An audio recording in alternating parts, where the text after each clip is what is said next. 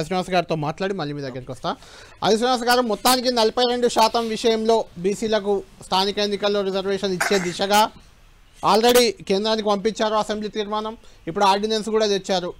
Good, దాన్ని ఎవరు తప్పు పట్టట్లేదు. కానీ ఈ ఆర్డినెన్స్ తెచ్చి మేము 42% ఇచ్చేసామని మీరు చెప్పడాన్నే బీసీ సంఘాలు కానీ మిగిలిన పార్టీలు కానీ నమ్మట్లేదు. ఎందుకు నమ్మట్లేదంటే, మీరు కామారెడ్డి డిక్లరేషన్ ఏదైతే పెట్టారో 42% అని, అధికారంలోకి వచ్చిన నెక్స్ట్ డేనే ఆర్డినెన్స్ దిగవచ్చు. దానికి ఇన్ని రోజులు ఆగాల్సిన పర్లేదు. ఏం చెప్తారు దీనికి? ఇప్పుడు నెక్స్ట్ డే తీసుకొస్తేనేమో ఏ లెక్కల ఆధారంగా తీసుకొస్తారంటారు. ఈరోజు అంటే కోడిగుడ్డు మీద ఈకలు వీకే ప్రయత్నం చేసే వాళ్ళకు మేము బీఆర్ఎస్ పార్టీకు ఇతరులకు సమానం చెప్పడానికి ఈ సందర్భం కాదని అనుకుంటున్నాం. మా చిత్తశుద్ధిని ఇక్కడ చూడండి. మా చిత్తశుద్ధి స్వతహాగా బీసీ బిడ్డ కాకున్నప్పటికీ రేవంత్ రెడ్డి గారు చేసిన ప్రయత్నము భారత్ జోడోలో అసమానతలు తొలగాలి, వివక్షలు తొలగాలి, కులగణ జరగాలన్నప్పుడు మనకు 42% రిజర్వేషన్ ఇస్తా ఉన్నటువంటి అంశం కూడా తీసుకొని కులగణ జరిగినప్పుడు శాస్త్రీయ పద్ధతులు జరిపినాం.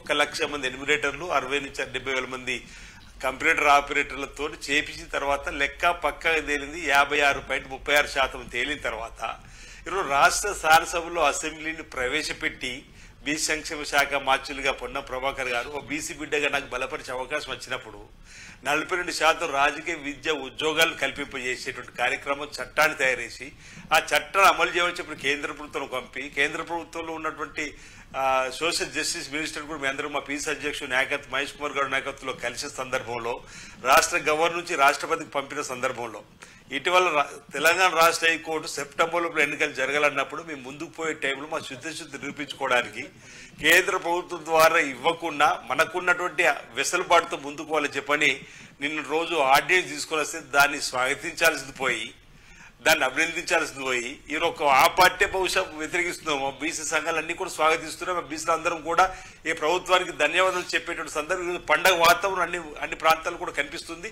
బీసీలకు 42% రిజర్వేషన్ వస్తుంది. బీఆర్ఎస్ పార్టీ ఉన్న 34% స్థానిక సభ రిజర్వేషన్ 21% తీసుకుపోయినటువంటి వీళ్ళు మాట్లాడితే ఎట్లా అండి? ఈరోజు భూసా వెంకటేశ్వరరావు గారు డెడికేషన్ కమిటీ అయిపోతే తప్పుపడతారు, డెడికేషన్ కమిటీ వేస్తే తప్పుపడతారు, కులగాలు లెక్క అయిపోతే తప్పుపడతారు, లెక్క వేసిన తర్వాత మా సంఖ్య తక్కువ ఇప్పించారంటారు. అసలు ఒకరోజు సమగ్ర సర్వేది అసలు ప్రామాణికమే కాదు. ఈ రోజు ఇక్కడ సమగ్ర సర్వే అయితే మీరు 56 రోజులు తర్వాత 2వ దశలో 10 రోజులు చేసింది. అసెంబ్లీ పెట్టినాం, క్యాబినెట్ పెట్టినాం, అంతా కూడా చెప్పినాం.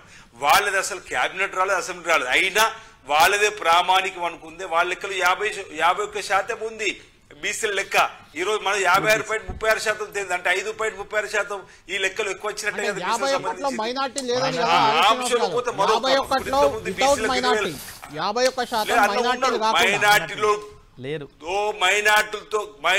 కలుపుకొని 51%. మీరు ఒకవేళ లెక్క తీస్తే 114% పోతుంది. 100% ఉండాల్సింది కులాల వారి లెక్కలు. ఒకవేళ మీరు అన్నట్టు విడదీసి 10% వాళ్ళు తీసేస్తే 114% పోతుంది. కళ్యాణ్ చక్ర దాంశం ఒకరు చర్చ పెట్టుకుంటుంటే రెడీ. కుల గణనకు సంబంధించి సమగ్ర సర్వే వాళ్ళది వాళ్ళ లెక్క చూస్తే 113 చిల్లర పోతుంది. 100%మే కదా. ఈ 100%లో 113 ఎట్లయితుంది? కాబట్టి ఇప్పుడు దీన్ని ఏదో విధంగా క్రెడిబిలిటీ బీసీలలో కొట్టేసింది కాంగ్రెస్ పార్టీ. కామారెడ్డి డిక్లరేషన్ మహేష్ కుమార్ గౌడ్ ఆ రోజు వర్కింగ్ ప్రెసిడెంట్ హోదాలో పీసీ ప్రెసిడెంట్ రేవంత్ రెడ్డి గారి సమక్షంలో, సిద్ధరామయ్య గారు బీసీ ముఖ్యమంత్రి కర్ణాటక నుంచి వచ్చిన సమక్షంలో ఏది ఇస్తామన్నదో ఈ రోజు అమలు చేస్తున్నారు. బీసీలు ఎక్కడ వీళ్ళెమ్మడి పోతున్నారని చెప్పినటువంటి కుట్రకోణంతో వాళ్ళు మాట్లాడే మాట తప్ప వాళ్ళు కూడా అభినందించాలి. ఈరోజు నేను అంటున్నా ఇంకొక మాట కూడా, కవిత అర్ధరాత్రి 11 కవితకే సంబంధము. అసలు మా బీసీలకు నాయకత్వం వహించడానికి ఆ పార్టీలకు బీసీలే లేరా? ఆమె హైజాక్ చేసే ప్రయత్నం ఎందుకు చేస్తుందో మాకు అర్థమైతలేదు. అర్ధరాత్రి 11 ఆమె సమానం తీసుకోవాల్సిన అవసరం ఏముందో మాకు అర్థమైతలేదు. సరే, మా బీసీలకు న్యాయ జరగడం కోరడం కావచ్చు, ఆమె చెప్తే ఎందుకు మేము చేస్తాము? బీసీలలో ఉన్నటువంటి అరే మీరు జంతర్ మంతర్లు చూసారు కావచ్చు. ఒక మాట, గౌరవ ముఖ్యమంత్రి రోజులు రేవంత్ రెడ్డి గారు జంతర్ మంతర్లో పాల్గొన్నప్పుడు, ఇండియా కూటమికి సంబంధించి 50 మంది ఎంపీలు పాల్గొన్నప్పుడు, దేశంలో ఉన్నటువంటి అన్ని రాష్ట్రాల బీసీ సంక్షేమానికి సంబంధించినటువంటి పెద్దలు వచ్చిన రోజు ఎందుకు బీఆర్ఎస్ పార్టీ హాజరుగాలి? అందులో ఎందుకు బీజేపీ హాజరుగాలే? ఆ రోజు బీసీ సంఘాలకు సంబంధించినటువంటి పెద్దలు జాజు శ్రీనివాస్ గౌడ్ గారు అన్ని జేసీలో ఉన్నటువంటి అందరినీ పిలిచినప్పుడు ఈ పార్టీ కూడా ఆహ్వానించారు. ఎందుకు రాలేదు వీళ్ళు? వాళ్ళ చిత్తశుద్ధిని శంకించినాం.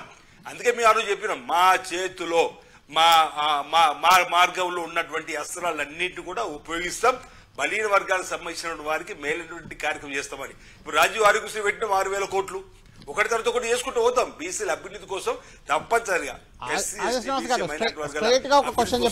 ఇందిరమ్మ పాలనలో. ఆదిశ్రీనివాస్ గారు, మీరు చాలా ఏళ్ళుగా సుదీర్ఘ కాలం నుంచి రాజకీయాల్లో ఉన్న నేత, మీకు అంతా తెలుసు. గతంలో తమిళనాడులో, మహారాష్ట్రలో కూడా ఇలాంటి ఆర్డినెన్స్ ఇచ్చారు, అప్పుడు కొట్టేశారు. తెలంగాణలో కూడా ఈవెన్ 34% ఏదో ఇస్తే బీఆర్ఎస్ ప్రభుత్వం గతంలో స్థానిక ఎన్నికల ముందు 34% ఆర్డినెన్స్ ఇచ్చారు వాళ్ళు. అది కూడా తెలంగాణలో కొట్టేశారు. ఎందుకు? 50% దాటుతుంది కాబట్టి దాన్ని ఒప్పుకోమన్నారు. అప్పుడు వాళ్ళు 22కో 21కో వెళ్ళారు. ఓకే, అది పక్కన పెడితే ఇప్పుడు మీరు ఆర్డినెన్స్ ఇచ్చారు. ఖచ్చితంగా ఈ ఆర్డినెన్స్ ద్వారా బీసీలకు 42% రిజర్వేషన్ ఇస్తామని, కానీ సెప్టెంబర్ 30 మీకు గడువు ఉంది, హైకోర్టు ఇచ్చిన గడువు. ఆలోపు సర్పంచ్ ఎన్నికలు వాటెవర్ స్థానిక ఎన్నికలకు వెళ్తామని కానీ నమ్మకం మీకుందా? తప్పనిసరి. ఇప్పుడు అందుకే కదా నేను క్యాబినెట్ 42%. ఇప్పుడు భారతీయ జనతా పార్టీ తన చిత్తశుద్ధులు నిర్మించుకోవడం లేదు. వారికి ఉన్నటువంటి రాజ్యాంగ సభను జరిపి షెడ్యూల్ 9లో చేర్చే పరిస్థితి చేస్తలేదు. తీరా మీకే అధికారాలు కట్టబెడుతూ మీ రాష్ట్రంలో ఉన్నటువంటి కులాల ఆధారితంగా మీరే చేసుకోండి. పక్కన 69% ఉంది కదా మనకు తమిళనాడులో. ఆ విధంగా మీరు చేసుకోండి అని చెప్పి వాళ్ళు చెప్పే పరిస్థితి లేరు. ఇక్కడ హైకోర్టు ఏమో మీరు సెప్టెంబర్లో ఎలక్షన్ జరపంటుంది, న్యాయస్థానాన్ని గౌరవించాలి, బీసీలకు న్యాయం చేయాలి. ఈ క్రమంలో మా ముందున్నటువంటి జారీ రోజు మా క్యాబినెట్ లో గౌరవ ముఖ్యమంత్రి రేవంత్ రెడ్డి గారు తీసుకున్న నిర్ణయాన్ని స్వాగతించాలి. ఎవరు ముందే ఎందుకు నెగిటివ్ ఆలోచన? అంత పాజిటివ్ తో పోయేటువంటి ఆలోచన ఉండాలి. నెగిటివ్ ఎందుకు పోవాలి? మనం 20% రిజర్వేషన్ కల్పించే క్రమంలో స్వాగతించి అందరం కలిసి ఎన్నికలు ముందుకు పోదామనే ఆలోచనతో ఉంటే బెటర్ అని నా ఆలోచన. రైట్. ఆదిశ్రీనివాస్ గారు, మీరు చెప్పాలి, మీ దగ్గరికి మళ్ళీ వస్తాను. 9th షెడ్యూల్ పెట్టాలి, లేకుంటే కేంద్ర ప్రభుత్వమే నిర్ణయం తీసుకోవాలి, రిజర్వేషన్లు అమలు కావాలంటే అని అనుకున్నప్పుడు కామారెడ్డి డిక్లరేషన్ ఏమన్నా కేంద్రానికి చెప్పి చేశారా, మమ్మల్ని అడిగి చేశారా అనేది బీజేపీ వాదన. ఈ ఆర్డినెన్స్ నిలబడుతుందా లేదా అనేది కూడా ఒక అనుమానం. ఎందుకంటే ఖచ్చితంగా గతంలో కూడా 34% రిజర్వేషన్లతో బీసీలకి లోకల్ బాడీ ఎన్నికలకు వెళ్లేందుకు బీఆర్ఎస్ పార్టీ అప్పటి ప్రభుత్వం ఆర్డినెన్స్ తెచ్చింది. దాన్ని కోర్టులు కొట్టేశాయి 50% దాటింది కాబట్టి. ఇప్పుడు కూడా అదే జరగచ్చు కదా మళ్ళీ. అన్న ఇప్పుడు మమ్మల్ని అడిగి పెట్టినాం అన్న ఒక మాట అనేదానికి నేను చెప్తున్నా, మన ఫెడరల్ ప్రభుత్వం మన రాజ్యాంగ స్ఫూర్తిని మనం కాపాడుకోవాల్సినటువంటి సమయం ఆసన్నమైన వేళ. బీసీలకు సంబంధించి ఒక అడుగు ముందుకేసినప్పుడు వారు మరో అడుగు ముందుకు వేస్తే ఈరోజు సమస్య పరిష్కారం అవకాశం ఉంటుంది. బేజాలు కోరుతున్నది వాళ్ళు, మేము కాదు బేజాలు కోరుతున్నది. బీసీ సమాజం అంతా కూడా చూస్తున్నది. అందుకే మేము ఆలోచన చేసి ఈరోజు ఆర్డినెన్స్ తీసుకుని వచ్చినాం మా చేతులు ఉన్నటువంటి. అందుకే మేము ఆ రోజు కూడా అన్నాం జంతర్ మంతర్ దగ్గర, మా స్పీచ్లు వినండి. అయితే మీ చేతులు ఉంది చేయండి, లేదు ఆయా రాష్ట్రాల్లో ఉన్నటువంటి కులాల ఆధారంగా వెనుకబడిన తరగతుల సంఖ్య ఆధారంగా మీరే రిజర్వేషన్లు చేసుకునే అవకాశాన్ని కల్పించుకుంటామని చెప్పని ఒక తీర్మానం చేయమని చెప్పాను. కేంద్ర ప్రభుత్వం చేయలేదు. మన ఫెడరల్ స్ఫూర్తిలో ముందుకు పోవాలి రాజ్యాంగంలో ఉన్నటువంటి ఆలోచనకు అనుగుణంగా. ఈరోజు వాళ్ళు అంటున్నారు మేము ఇప్పుడు ఎన్నికలు గెలిచిన తర్వాత మేము ఈ రాష్ట్రం నుంచి పన్నులు కట్టము అంటే ఆ ఫెడరల్ స్ఫూర్తికి విరుద్ధం కాదా?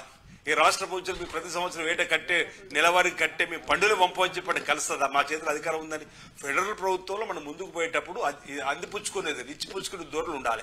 ఈరోజు ఏం కాంగ్రెస్ పార్టీ ప్రభుత్వానికి నేరుగా లబ్ధి చేకూర్చే పని మీద చేయడం లేదు. ఈరోజు ఆ రోజు మీ ప్రజాస్వామ్యులు ముందుకు పోతున్నప్పుడు 42% ఇస్తామనుకున్నా ఆ మాట కట్టిపడి ముందుకు పోతున్న క్రమంలో నీ చేతులు రాజ్యాంగ సవరణ చేసే అవకాశం కూడా చేయమంటున్నాం. ఆ రోజు రాష్ట్ర అసెంబ్లీలో మీరు భారతీయ జనతా పార్టీ మద్దతు ఇచ్చిందే. మరి అలాంటప్పుడు మీరు కేంద్రంలో కూడా వాళ్ళు మద్దతు తీసుకురావాల్సినటువంటి ప్రయత్నం చేయాలి తప్ప ఈ విధంగా మాట్లాడడం అనేది సబబు కాదు. వాళ్ళు ఏదైనా మాదొక రాజకీయ పార్టీ, మేము ప్రజలకు ఏం చేయాలో చెప్తాం, అది చేస్తాం. మా చేతులు ఉన్నటువంటి వాళ్ళని అడిగి మా రాజ్యాంగం సంబంధించి మా మేనిఫెస్టో రాసుకోలేము కదా.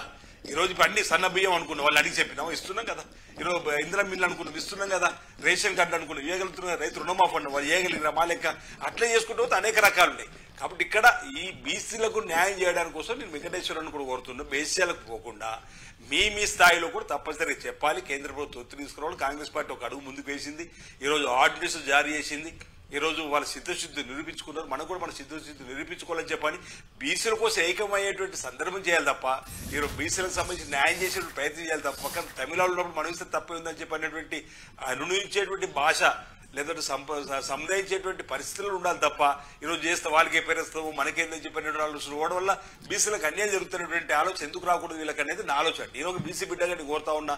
ఇటు బీఆర్ఎస్ కానీ బీఆర్ఎస్ కూడా అన్నది తప్పనిసరిగా కేంద్ర ప్రభుత్వం మీరు ఒత్తిడి తీసుకొస్తామని. దేవాలి ఒత్తిడి వాళ్ళు కూడా బీజేపీ కేంద్రంలో ఉన్నది కాబట్టి అధికారులు 8 మంది ఎంపీలు మన తెలంగాణ నుంచి గెలిచారు, 8 మంది ఎమ్మెల్యేలు వాళ్ళు కూడా మేము చెప్పినాం అసెంబ్లీ సాక్షిగా. నేను చెప్పిన ఇంతమంది మాట్లాడినప్పుడు అసెంబ్లీలో పొన్న ప్రభాకర్ గారి బిల్లు ప్రవేశపెట్టినప్పుడు బలపరిచే అవకాశం వచ్చినప్పుడు మీరు ఆర్డినెన్స్ తేవడానికి కలిసి రావడం సిద్ధం మీరు మాట్లాడమని. మీరు ఆర్డినెన్స్ తేవడం తెలంగాణ జాగృతి రైలు రోకోకి ఇచ్చిన పిలుపుకి భయపడి తెచ్చారా, లేదంటే ఒత్తిడికి తెచ్చారో మాకు తెలియదు, కానీ కవిత మాత్రం సంబరాలు చేసుకున్నారు నిన్న.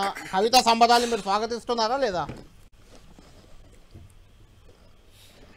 ఇప్పుడు మా బీసీలకు ఎవరికి న్యాయం జరిగినా వారు మద్దతు ఇస్తే తీసుకుంటా. నేను ఇక్కడ కవిత గారు ఎందుకు ఆ పార్టీ ఇంతకుముందు అన్నా, అది ఎందుకు మా ఉద్యమాన్ని కూడా తనైజాలు చేయాలనుకుంటుందో మాకు అర్థమైతే లేదు. నేను 10 ఏళ్లలో ఆ నలుగురిదే రాజ్యం అన్నా, మళ్ళీ ఇప్పుడు ప్రతిపక్షం ఖచ్చితంగా ఆ నలుగురిదే అన్నా. అంటే బీసీలకు సంబంధించిన ఉద్యమం కూడా వాళ్ళ చేతుల్లో ఉండి చేస్తామంటే ఎట్లా? అది వాళ్ళకే సంబంధము. ఇప్పుడు కవిత గారు నేరుగా మమ్మల్ని ఎప్పుడు సంప్రదించారు? కవిత గారు మేము ఇప్పుడు కావాలి, ఇప్పుడు అది ఒకటి తనకు తాను ప్రొజెక్ట్ కావడానికి కోసం చేసే ప్రయత్నం కావచ్చు. సరే, ఇప్పుడు వీళ్ళేమంటారు, ఇప్పుడు బీఆర్ఎస్ లీడర్ అనుకున్నాం, తను తెలంగాణ జాగృతి ద్వారా చేస్తున్నారు చెప్పంటున్నారు. ఆమె కూడా ఈ మధ్య చేసే కార్యక్రమంలో బీఆర్ఎస్ సంబంధించినటువంటి జెండాలు పెడతలేనట్టుంది. తను కూడా మై డియర్ డాడీ అంటూ లేఖ రాసిన దానిలో కూడా వాళ్ళ విధానాలు తప్పొట్టింది. ఆ విధానాలు తప్పొట్టిందో కాంగ్రెస్ పార్టీ చేసిన వాదనలు బలంగా ఉండేటువంటి కూడా వారు మాట్లాడారు. అది వాళ్ళ అంతర్గత వ్యవహారం. కానీ ఇక్కడ నేను బీసీ బిడ్డగా ఎవరు మేము మా రేవంత్ రెడ్డి గారు చేసిన కార్యక్రమం మద్దతు ఇచ్చినా దాన్ని తీసుకుంటాం. దాన్ని రాజకీయం చేసే ప్రయత్నం చేస్తాం, తప్పటి ప్రయత్నం చేస్తాం. రైట్, ఫైనల్ గా ఒకటి క్లియర్ గా చెప్పండి, స్థానిక ఎన్నికలు గడువులోపు, హైకోర్టు ఇచ్చిన గడువులోపు జరుగుతాయా? అందులో బీసీ రిజర్వేషన్లు 42% అమలు అవుతాయా? అది క్లియర్ గా చెప్పండి. జరగాలనే కోరుకుంటున్న బీసీ బిడ్డగా 42% అమలు కావాలని కోరుకుంటున్నా. రాష్ట్ర హైకోర్టు ఇచ్చినటువంటి తీర్పుకు అనుగుణంగానే మేము మొదటి నుంచి కూడా స్థానిక సంస్థల్లో బీసీలకు న్యాయం చేయాల్సిందే, 42%తో పోవాలని చెప్పినటువంటి కృతనిశ్చయంతో ముందుకు పోతున్నాం. కాబట్టి ఈ నిర్ణయాలు తీసుకొని పోతున్నాం. ఇంతకుముందు అంటారు పదే మా చిత్తశుద్ధిని చెంకించవలసిన అవసరం లేదు. మేము బిల్లును ఆమోదింప చేసినాము, చట్టం చేసినాము, ఆర్డినెన్స్ తీసుకుని వచ్చినాము క్యాబినెట్ లో.